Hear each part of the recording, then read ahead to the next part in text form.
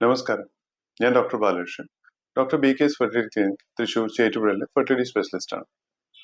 ഇന്ന് ഞാൻ സംസാരിക്കാൻ പോകുന്നത് ശുക്ലത്തിന്റെ അളവ് കുറഞ്ഞാൽ എന്താണ് പ്രശ്നം, എന്താണ് കാരണം. ലോ സെമൻ വോള്യൂം എന്ന് വെച്ചാൽ ശുക്ലം സാധാരണ ഒരു 1.5 തൊട്ട് 3.5 ml വരെയാണ് നോർമൽ എന്ന് പറയാം.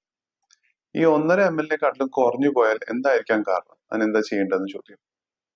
ശുക്ലം എന്ന് പറയുന്നത് നിങ്ങൾ കാണുന്ന ഈ വൃഷത്തിൽ നിന്ന് മാത്രമല്ല ഉണ്ടാവുന്നത്. ബീജങ്ങൾ മാത്രമേ ഈ വൃഷത്തിൽ നിന്ന് വരുന്നുള്ളൂ. ഈ ശുക്ലം എന്ന് പറയുന്ന ഭാഗം വരുന്നത് ഈ തൊപ്പി പോലത്തുള്ള ഈ സഞ്ചിയുടെ ഉള്ളിൽ നിന്നും, ഈ ട്യൂബിന്റെ ഉള്ളിൽ നിന്നും, ഈ പ്രോസ്റ്റേറ്റ് ചുമന്ന ഈ ഗ്രന്ഥിയിൽ നിന്നും, ഈ രണ്ട് ചെവി പോലത്തെ സെമിനൽ വെസൈക്കിൾ എന്ന് പറഞ്ഞ ഗ്രന്ഥിയിൽ നിന്നും, ഈ പറയുന്ന ലിംഗത്തിനുള്ളിലത്തെ ഈ ട്യൂബിന്റെ ഉള്ളിലത്തെ ഒക്കെ മിക്സ് ആണ് ശുക്ലം. കഞ്ഞി എടുത്താൽ കഞ്ഞി വെള്ളം പോലെ, ഇതിലെ കഞ്ഞിയുടെ വറ്റ് ഈ ബീജങ്ങൾ പോലെ.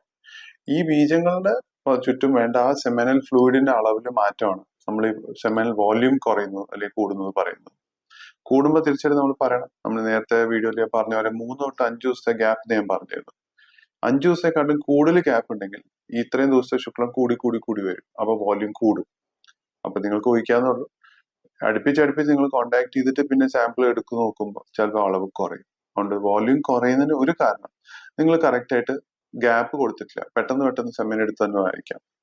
രണ്ടാമത്തെ സാധ്യത, നിങ്ങളുടെ പേടിക്കേണ്ടാത്തൊരു വേറൊരു കാര്യം എന്ന് വെച്ചാൽ ചിലപ്പോൾ നിങ്ങളുടെ ലാബിൽ നിങ്ങൾക്കൊരു മനസ്സ് തോന്നിയിട്ടല്ല നിങ്ങൾ സാമ്പിൾ എടുക്കുന്നത്. നിങ്ങൾ അവിടെ ഒരു കോണ്ടാക്ട് ചെയ്യുന്ന പോലെ അല്ലല്ലോ. തീർച്ചയായും കോണ്ടാക്ട് ചെയ്യുമ്പോൾ ഈ പറയുന്ന ഗ്രന്ഥികളിൽ നിന്നൊക്കെ വരുന്ന ഡിസ്ചാർജ് കറക്റ്റ് അളവിൽ വന്ന് അതിൽ സെമിൻ വോള്യൂം കറക്റ്റ് ആയിരിക്കും.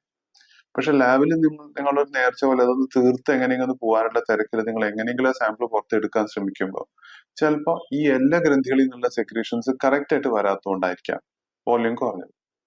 ചിലപ്പോൾ ഡീഹൈഡ്രേഷൻ, നമ്മുടെ ശരീരത്തിൽ വെള്ളത്തിന്റെ അളവ് കുറവാണ്, ഭയങ്കര വേർത്ത് എനിക്ക് വെള്ളം കുടിക്കാതെ ക്ഷീണിച്ച് വയ്യാതെ ഇരിക്കുന്ന ഇടയ്ക്ക് നിങ്ങൾ സാമ്പിൾ എടുത്തു, അത് കാരണം ശുക്ലത്തിന്റെ അളവ് കുറയാം.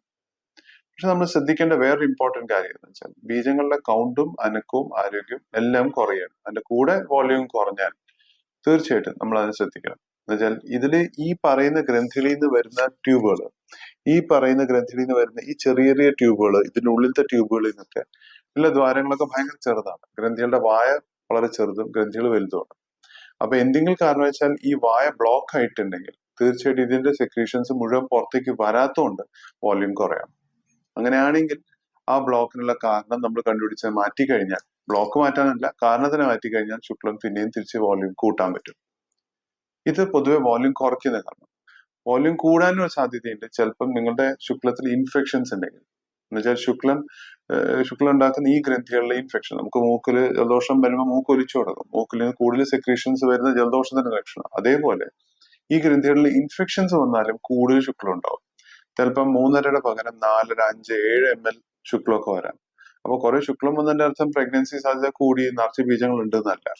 ആ ബീജങ്ങൾക്ക് ചുറ്റും കിടക്കുന്ന ആ വെള്ളത്തിന്റെ അംശത്തിൽ എന്തോ പ്രശ്നം ഉണ്ടെന്നാണ്. കുറഞ്ഞാൽ അതിലിപ്പോ 0.5 ml എന്നുവെച്ചാൽ 1/2 ml ശുക്ലം ഉണ്ടായിട്ടും അതിൽ നല്ല കൗണ്ട് ഉണ്ട്, നല്ല അനക്കം ഉണ്ടെങ്കിൽ, നല്ല ആരോഗ്യമുള്ള ബീജമാണെങ്കിൽ തീർച്ചയായിട്ടും അത് പ്രഗ്നൻസി ഉണ്ടാക്കും. പക്ഷെ ഇതിന്റെ അളവ് കുറയുന്ന ബാക്കിയുള്ള കാരണങ്ങളിൽ കൂടെ ഉണ്ടെങ്കിൽ മാത്രം നമ്മൾ അതിനെ ശ്രദ്ധിക്കണം. തീർച്ചയായിട്ടും ഇങ്ങനത്തെ എന്തെങ്കിലും കാരണം ഉണ്ടെങ്കിൽ ആ കാരണം കൂടി മാറ്റിയാൽ മാത്രമേ നമുക്ക് പ്രഗ്നൻസി നോർമലായിട്ട് കിട്ടുള്ളൂ. ഇത് സാധാരണ എല്ലാവരും ശ്രദ്ധിക്കാത്തൊരു കാര്യമാണ്. എന്ന് വെച്ചാൽ എല്ലാവരുടെയും നോട്ടം നേരെ കൗണ്ടും അനക്കവും ആരോഗ്യവും മാത്രമേ ഉള്ളൂ. പക്ഷെ ഈ അളവും കൂടി ഒന്ന് ശ്രദ്ധിച്ചോളൂ. എന്ന് വെച്ചാൽ അതിൽ എന്തെങ്കിലും പ്രശ്നം ഉണ്ടെങ്കിൽ അതിനെ നമുക്ക് ശരിയാക്കാൻ പറ്റുന്നതാണ്. Thank you.